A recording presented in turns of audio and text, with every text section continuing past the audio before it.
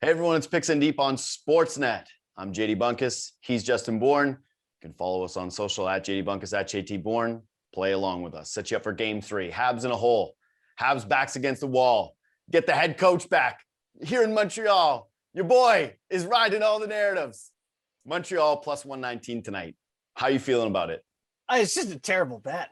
Wow. Just picking the team that's not as good and not great payout. I'm going the complete opposite. Okay, go ahead. Defend your case first. Okay, well, here's my case. One is that they were the better team in game 2. And I don't think Tampa actually had 2 periods so far through these first 2 games that looked as good as Montreal's. But the main reason why I'm picking Montreal in this game is because, okay, of course they're getting their head coach back. And I don't know how much of an actual difference that makes, but here's what I do know. They get last change. And the story of the first game was the Tampa's top line beat up on Nick Suzuki and a rookie group in their first game. You know what's going to happen in this one? Phil Deneau, who has been ice water veins, locking up all the best players in the Stanley Cup playoffs for 3 straight rounds, eviscerated Mark Stone, eviscerated Austin Matthews. I mean, we didn't have Mark Scheifele, but Blake Wheeler, I guess, and Nikolai Ehlers, like those guys completely erased from planet Earth because Phil Deneau. I just think that last change in this game is going to be a massive tipping point. And for Montreal, who held them to like 13 shots through 2 periods, was the better team. The last change, the desperation, Carey Price, plus 119 just seems like good odds for me to win it in either regulation or overtime. So I'm going to take Montreal here. This Phil Deneau stuff. Yeah, ice water in his veins. Are they in his hands because they're frozen blocks? He's got 0 goals in Doesn't 3 matter.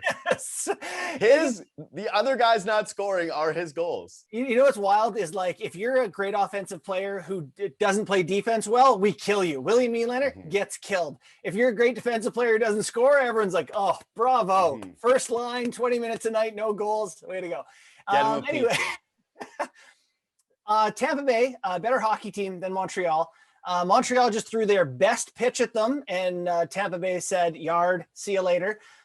So I like Tampa Bay's odds of winning the game and the way that hockey is with empty netters. Tampa Bay minus 1.5 plays plus 200. I mean, that to me, plus 200 for Tampa Bay to beat Montreal by 1.5.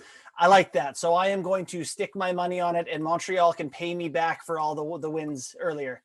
So Vasilevsky has clearly been the best player in the series. He's been incredible. But Montreal is also shooting 3%. 3%. And I'm not asking you to shoot 10. I'm not asking you to shoot anything unreasonable, Montreal. But just a game where you're going to be able to free up your top scorers to have some more advantageous matchups. No Alex Killorn. I have to believe that Montreal has a push in them. I think that they're a good hockey team. They respond well in these games. And when they can keep it low scoring, we've seen them look comfortable in these situations. And like, if it's not for that's the goal of the playoffs, right? Coleman? Yeah. Yes, that's the goal of the playoffs. If it's not for goal of the playoffs, we're going into a third period knotted up where Montreal's in their comfort zone. So I just think that they need to be able to play the same thing that's got them to this point, and they should be able to at least give me a shot to be late in a game, have it be tied, and know that they're going to do this. And the way that they do it is that they limit shot opportunities for Tampa Bay. Tampa only had, I think, 26 shots on goal in game 2. I'm going Tampa under 31.5 shots. Again, it's the only formula for Montreal to win. If Tampa gets over that number, I think Tampa wins the game. If Tampa goes under that number, I think Montreal wins it. There's a stat in basketball where it's like first team to 100 points and basically the amount of times that they win when the first team hits 100. I feel like this is the exact same, but for 30 shots in this game. If one of these teams can get to 30 shots first, I think they're going to win.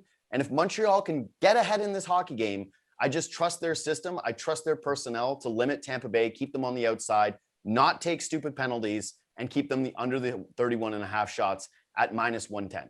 Yeah, and if you are someone like me who thinks Tampa's going to come out on top and you like what JD's saying, it's going to be a close game and I could see that happening. Tampa, just to win outright money line, is minus 135. That's a pretty good bet if you're a Tampa fan and think it's going to be close. The other end of that shots thing is Victor Hedman has looked better to me in recent games. I feel like he's got that pop. Their power play is pretty dynamic. His shot line is 2.5, but it pays a nice plus 119, somewhere in that range, to go over 2.5 shots for Victor Hedman, a guy who QB's power play 1. I like that as a player prop as well, but all my bets are skewed Tampa. Again, I'm trying to make my money back from Montreal, draining my pocketbook all the way to get here. Listen, I have that plus 550 Tampa Bay sweep. So this kind of feels like a little bit of a hedge. Big But moment. again, I just think that this is a good spot for Montreal. If you like our picks, if you want to play with either side of us, slide in those DMs at JD Bunkus, at JT Bourne. We'll help you out with anything you need. Talk to you soon.